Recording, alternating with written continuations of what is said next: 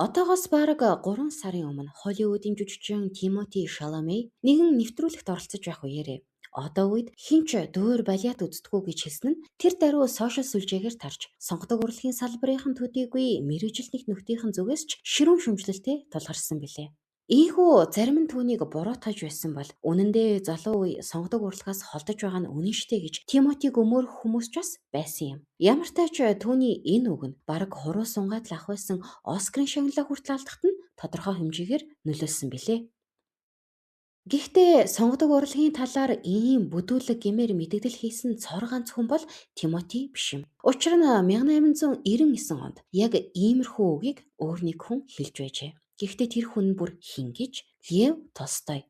Тэгтээ энэ үгийг бүр хинт хэлсэн гэж санана Оросын алдарт хөгжмийн зохиолч төгөлдөр хуурч Сергей Рахманиновт.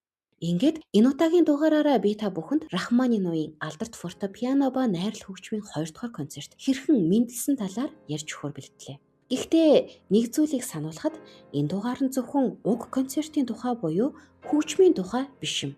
Харин энэ удаагийн дугаар маань хизээ нэгэн цагт хэн бүхэнд тулгардаг. Би ер нь ямар ч хэрэггүй зүйл хийгээд энэ удаа гэсэн айдас, дотоод сүрэл, сэтгэл готрал, бас үгээр хүнийг алчиж болно, аварчиж болно гэдгийн бодит жишээ буюу нэг ёсондоо дахин амьлалтын тухай түүх юм. Ингээд духлан сууж таалан саярхно.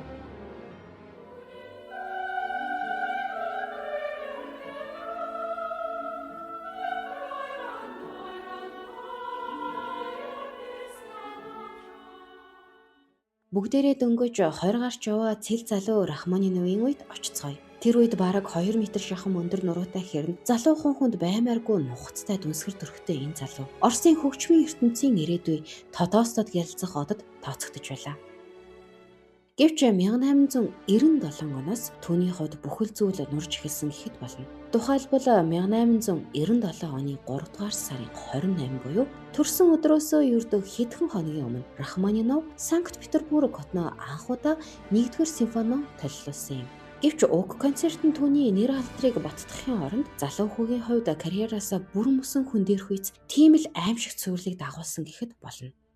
Тухайлбал уг тоглолт нь ёстой нэг мортхын азгай байсан гэдэг бөгөөд удирдаач Александр Глазунов нь анхнаасаа л залуу зохиолчийн хөгжимд тийм ч нухацтай хандаагүйгээс оркестрийн бэлтгэл мүү. Дээр нь түүний хичээн байж үчсэн бүтээлийг тайзан дээр анх удаа толилуулахдаа Глазуновыг бүр сохтуугаар удирдсан гэж хүртэл ярьдаг. Тэгээд ч тэрөө тайзны араас өөрийнх нь зохиолыг хэрхэн алж баллаж байгааг сонсон Рахманинов энэ бүгдийг дэвчиж чадалгүй дундаас нь театрыг орхин гарч байжээ. Гэхдээ ингээд хэрэг явдал тусчихсангүй. Угаасаа өөрөө тоглолтод бүтлгүйцэнд бантаж ядаж байхад Оросын хөгжмийн зохиолч, шүүмжлэгч Цезар Кюи Рахманиновын энэхүү 1-р симфоник Тамийн консерваторийн оюутны бүтээл шиг Египтийн 10 гамшиг их зэрэгээр тунчиг хатуу шүүмжижсэн нь гал дээр тос байтугай бүр бензин асгасан хэрэг болж хөөрхий залууг ёстой нэг нүүр хийх газаргүй болгосон байдаг. Төвний бичсэн энэ шүүмж одоо ч гэсэн сонгодог хөгжмийн шүүмжийн түүхэнд хамгийн харгас дүгнэлтүүдийн нэг болон үлдсэн юм. Хэдийгээр Рахманинов тухайн үедээ энэ бүхнийг нэр төртэйгээр давж туулахыг хичээн. Өөрт нь тийм ч хүнд тусаагүй бүх юм зүгээр юм шиг царайлах гэж хичээсэн ч үүнээс хойш бараг 3 жилийн турш тэрээр дахин юу ч хийж чадаагүй юм. Гэхдээ энэ бүхэн ганц тэр тоглолтоос ч бас болоогүй юм. Үүнээс бараг 4 жилийн өмнө буюу 1893 онд түүний хамгийн их биширдэг хөгжмийн зохиолч Чайковский гинэтхэн өөд болсон нь Рахманиновын хувьд амьдралынх нь нэгэн том дээвэр нуран унах мэт хүнд цохилт болсон байдаг. Учир нь Чайковский түүний хувьд зөвхөн шүтээн сургагч багш нь бас түүнийг ойлгодог, дэмждэг томоос том төвшиг тулгуур нь байсан билээ. Мөн тухайн үед Рахманиновын гэр бүлийн санхүүгийн байдал ч дороотож хайр дурлалын ч эдрээтэй нийгмийн дарамт шахалтад орсон гэд олон зүйл давхцсан хүндхэн он жилүүдийг туулж байлаа. Тиймээс энэ бүхний хажуугаар тийм хатуу шүүмжтэй тулгарсан тэр цагаас хойш Рахманиновын харц нь хоосорч амандаа ус балгасан мэт бараг л юм дуурхаа болсны дээр их удаг болж төгөлдөр хуур дээрээ ч суухаа байсан тухай найз нөхөд дотны хүмүүс нь хожимд орсон байдаг. Ингээд гүнзгий сэтгэл готролд орсон Рахманиновын урам зориг галыг сэргээхийн тулд 1899 онд төрөл төрөсөд нь түүнийг Оросын их сэтгэгч тухайн үед бараг бурхан мэт арт түмэндээ хүндлэгдээд байсан Лев Толстойтой уулзуулжээ. Гэвч энэ уулзалт Рахманиновт сайнаар нөлөөлөх нь битгий хэл улам бүрд ортуулна гэж хэн санах вүлээ? Учир нь гай болж яг тухайн үед нь амьдралд үзэж өдий төдий юмнаас хэдийн залхсан өвгөн бурал зохиолч Толстой урлагийн талаар маш хатуу үзэл баримталтай болсон байв. Түүний хувьд жинхэнэ урлаг гэдэг нь хэн бүхэнд ойлгомжтой, энгийн байх ёстой байлаа. Харин манай Рахманинов найз Фёдор Шляпинийхээ хамт түүнд Бетховены алдарт 5 дугаар симфониос санаа авч үжсэн дууга гүн хүндэтгэлтэйгээр танилцуулжээ. Ингээд тоглож дууссаныхаа дараа их зохиолчоос ямар нэгэн магтаал биш юма гэхэд ядчил зангирсан сэтгэлийнх нь онсыг тайлах мэрэгэн үг дуулах байх гэсэн чинь Толстой түүн рүү хараад "Хүмүн чи хэлтэй ийм хөгжим ер нь хинт хэрэгтэй юм бэ" гэж асуусан гэдэг. Уул нь бол Толстой үүгээрээ Рахманиновыг доош нь хийх гэсэн ч юм биш. Тэр сонгодог урлагийн ертөнцид хөлөө олох гэж яваад залуухан хүү байтугай хэдийн уг салбарын акулууд болсон. Бетховен, Вагнерийн бүтээлүүдийг хүртэл хитрхи сүржин амьдралаас хол хэмээн дийс хийсэн байдаг. Аз болоход тэд Толстойг ингэж хэлэхээс ч өмнө энэ хорвоогоос явсан байсан бол хөөрхий Рахманинов л азхүүгээрээ Толстойн энэ хатуу үгтэй бүх сонгодгуудын өмнөөс нүүр тулсан юм. Бас дахиад хамгийн өрөвдөлтэй нь юу гэж тэр үед аль хэдийн дотроо бутарч нуурч байсан залуугийн хувьд энэ нь давхар үхлийн цохилт басна мэдээж юм. За ингээд Толстойгоос уулж хүнд нокаутд орсон Рахманиновыг яахаа мэдхээ байсан гэрийнх нь эцсийн горилгоо тэж 1900 онд мэдрэлийн эмч Николай Дайлдаар аваачсан юм. Хожим нь энэ нь хөгжмийн түүхэн дэх хамгийн алдартай сэтгэл зүйн эмчилгээний нэг болсон билээ.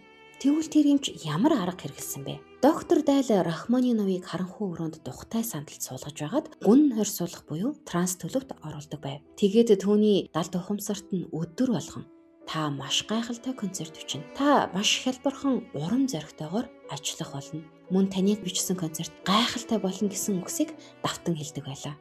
Энэхүү урам зориг сэргийх ховс эмчилгээ нь 3-аас 4 сар орчим өдөр бүр үргэлжилсэн бөгөөд үр дүнд нь ямар тач Рахманинов өөртөө итгэх итгэлээ дахин олж авч архинаас гарan дэлхийн хөгжмийн түүхэнд мөнхөрсөн алдарт төгөлдөр хуурын 2 дугаар концертоо бичсэн юм.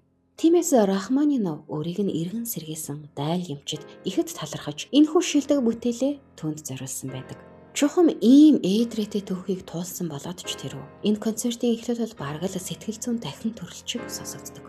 Өөрөөр хэлбэл яг л ямар нэгэн үүмийн шууган хүчтэй шуурган дундаас тэнгэр цэлмэж нар гих мэт.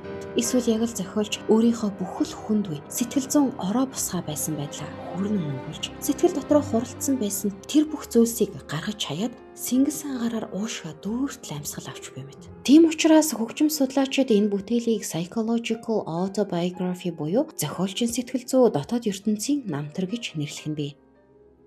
Харин уг концертын 2 дугаар анги нь яг л Бетховены сарны санаат мэт үзэсгэлэнтэй хэрнээ гонигтай. Энэ бүх хурц шүүмж амьдралын хүчтэй давалгааны дараа хөгжмийн зохиолчийн сэтгэл зүй болон бие махбод хичнээн их ядарч туйлдсныг өгүүлэх мэт. Яг л хурц суманд оногдож шархатсан үзэсгэлэн тун мэт. Эсвэл шөнийн харанхуйд цонхоор тусах сарны туяаг итгэл найдвараа хайн ширтэх мэт. Харин сүүлийн хэсэг нь өрнөл тэмцэл тэгээд ялалт. Тэр шархацсан ч ёслол төгөлдөр эргэн ирж буй мэт. Гэхдээ энэ ялалт амар байгаагүй гэдг нь энэ хэсгээс тодхон сонсогдно. Асар их өвдөлт, туйлдалт, асар хүнд мөчүүд. Түүний сэтгэл зүйн шарх сорив хизээч гүйцэд банаагүй өнгөрсөн дөх энэ бүх зүйлс нь одоо ч тэрийг ангуучилж буй мэт өвдөгдөг хэвээр. Гэхдээ жоохон эдгээр шарх сорвин л үнийг илүү хүчрхэг нэгэн болгосон юм хэмээн хэлэх мэт.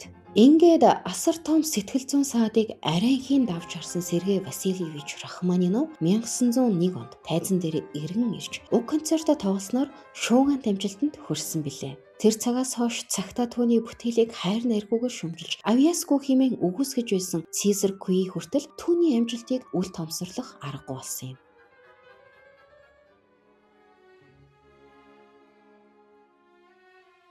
Японд кинцуги гэдэг нэг сонирхолтой уламжил байдаг талаар та өмнө сонсож байсан байж магадгүй. Энэ нь яадаг вэ гэхээр хагарсан ваар юм уу шаазан идэллийг хаяхын оронд бутарсан хэсгүүдийг нь буцааж наадаг урлаг юм. Ингэхдээ тэр хагарсан хэсгүүдийг нь нуух гэж оролдохын оронд харин ч эсрэгээр нь алт мөнгө зэрэг үнэт металлын нунтгийг тусгай лактай хольж түүгээрээ хагархаа хэсгүүдийг нь барьцалдуулдаг. Ингэснээр тухайн хагарсан идэл хог болоод хаягдахын оронд өмнө нь бүтэн байснаас ч илүү үнцэнтэй урлагийн бүтээл болон эрхэм хэрхэн ирдэг билээ?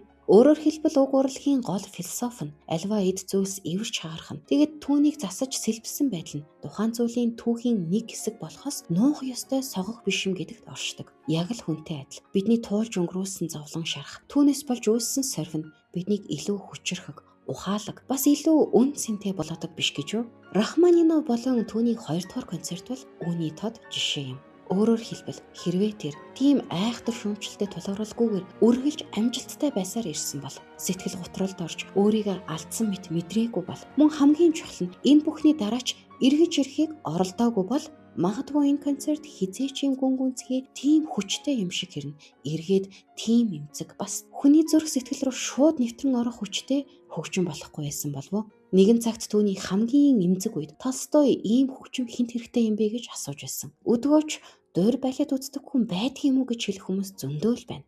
Бас ирээдүйд ч энэ асуултыг хэн нэгэн дахиад арай өөр байдлаар асуух л бах. Гэхдээ дахиад хичнээн олон жил өнгөрсөн ч хамаагүй хэн нэгэн шүн дунд гав ганцаархна Рахманиновын төгөлдөр хуурын 2 дугаар концертыг сонсоод нулимсаа дийлэлгүй уйлах үед тэр үед л энэ хөгжим хүмүүсийн зүрх сэтгэлд дахин амьдарсаар байх үлээ. Тийм болохоор магадгүй сонгодог урлаг, сонгодог хөгжмийн үн цэн нь хийнцэж чамин байдал юм уу? Хэр олон хүн үзэж буйдаа биш юм. Харин цаг хугацаа хэл хязгаарыг даван хэн нэгний эвдэрсэн зүрх сэтгэлийг их шиг аялгауны алтан чавцсаар наан эвлүүлж амьд хүн гэдгийг нь мэдрүүлж чаддагт оршдог болов уу?